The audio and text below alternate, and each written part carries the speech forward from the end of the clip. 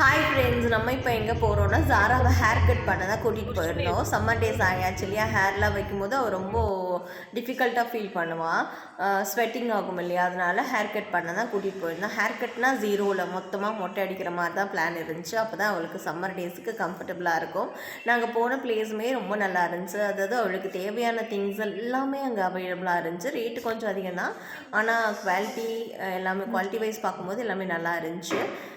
அப்புறம் வந்து இங்கே பாருங்கள், வெயிட்டிங் ஹாலில் ஒரு சிட்ஜு ஃபோட்டோ, அது வந்து இந்த வுட்டால் செஞ்சு அதை பெயிண்ட் பண்ணியிருந்தாங்க. அது பார்க்கவே ரொம்ப அழகாக இருந்துச்சு. வெயிட்டிங் ஹாலில் தான் இருந்தோம். அப்போ அதெல்லாம் பார்த்து ரொம்ப நேரம் உட்காந்து அந்த வெயிட்டிங் ஹாலில் டெக்கரேஷன்ஸ் ஆகட்டும் எல்லாமே ரொம்ப அழகாக இருந்துச்சு. அதெல்லாம் பார்த்துட்டு அதுக்கப்புறம் ஜாராவோட ஹேர் கட்லாம் முடித்த உடனே வந்து வீட்டுக்கு திரும்பியாச்சு.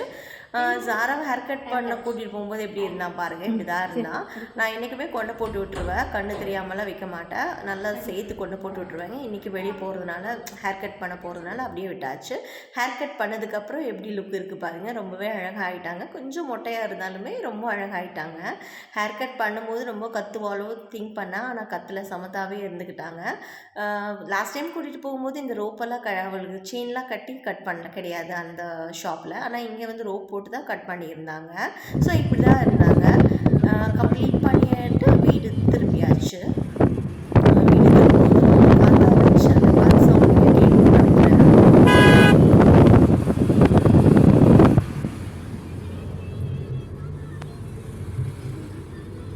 அப்புறமா வீடு திரும்பும்போது வீட்டுக்கு வரும்போது அப்படியே ரோடு எல்லாமே ஒரு வீடியோ எடுத்துகிட்டு வீட்டுக்கு வந்தாச்சு.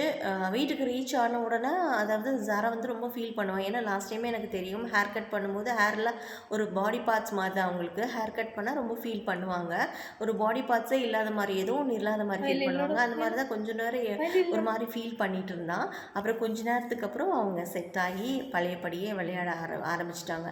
இது எல்லா சிட்ஜுக்குமே இருக்கும். அந்த ஹேரை கட் பண்ணும்போது அவங்க ரொம்ப ஃபீல் பண்ணுவாங்க, அப்புறம் கம்ஃபர்டபுள் ஆகிடுவாங்க.